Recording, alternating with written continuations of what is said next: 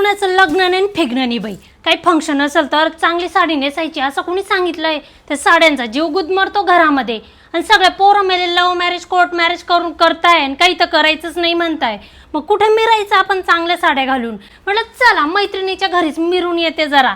मग काय ग बाई, कुठे छातीवर घेऊन जायचंय आपल्याला त्या साड्या बिड्या नेसून घ्यायच्या. 4 दिवसाचं तर जीवन आहे आपलं. रोज नव्या साड्या नेसते मी आता.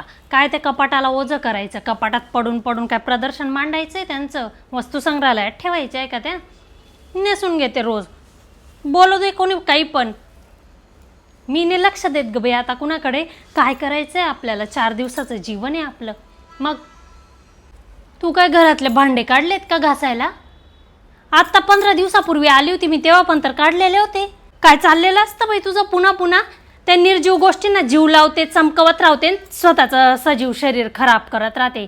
अगं तुला कुठे ते छातीवर घेऊन जायचे, वर ते भांडे ना सगळं काही इथेच सोडून जायचंय बाई. 4 दिवसाचं जीवन आहे, जगून घ्यायचं. त्या भांड्यान कुंड्यांमध्ये राहते नेहमी नुसती.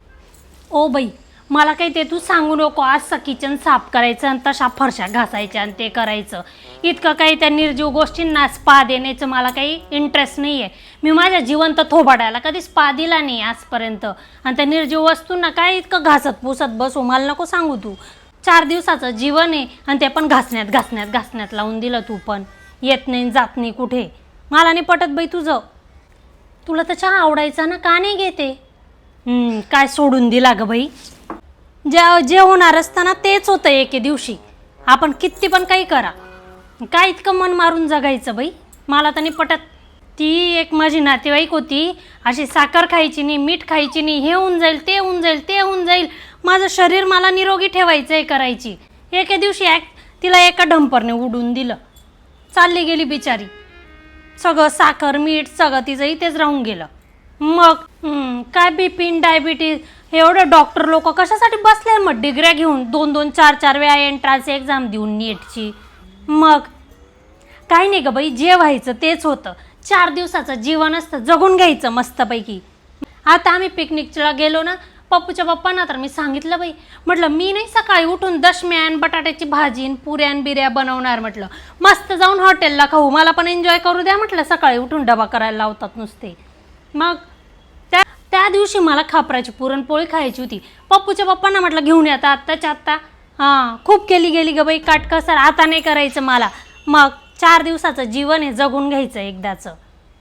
लगेच घेऊन आले ते पण. मग ती शिष्ट ना दिसली होती मला, माझ्याकडे पाहून असं वाकडं तोंड करत होती. गेली मी तिच्याजवळ. म्हटलं का ग बाई, का बरं मला बघून अशी तू वाकडं तोंड करते?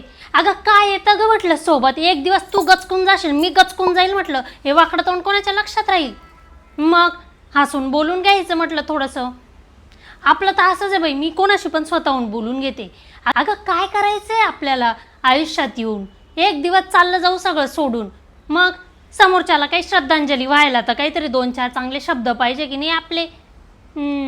करत होते शिष्ट वाकडं तिकडं तोंड, पण मी बोलली तर मग ती पण चांगली हसा बोलायला लागली. मग म्हटलं बरी आहे अजून माणसात तू.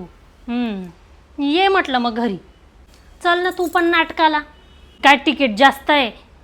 काय करायचंय बी तुला? एवढं पैसा करत राहते का? वर घेऊन जाणार आहे का? अरे जगून घ्यायचं. माझी सून तर अशी टपलेली होती माझ्या सोन्याच्या बांगड्यांवर. तिच्या डोक्यावर टपली देऊन तिला म्हटलं बघ, तू किती पण टपलेली असली माझ्या सोन्याच्या बांगड्यांवर तरी मी टपकल्याशिवाय काही तुला मिळणार नाही बाई. 4 दिवसाचं जीवन आहे माझं, जगू दे मला पण. अरे मग काय तर.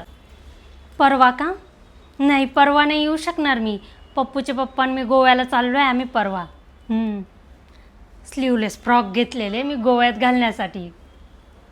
मग ग बाई कधी हाऊस फेडू आपण? मग गोव्यात जाऊन एकदाची जीवाची मुंबई करायचीच आहे म्हटलं.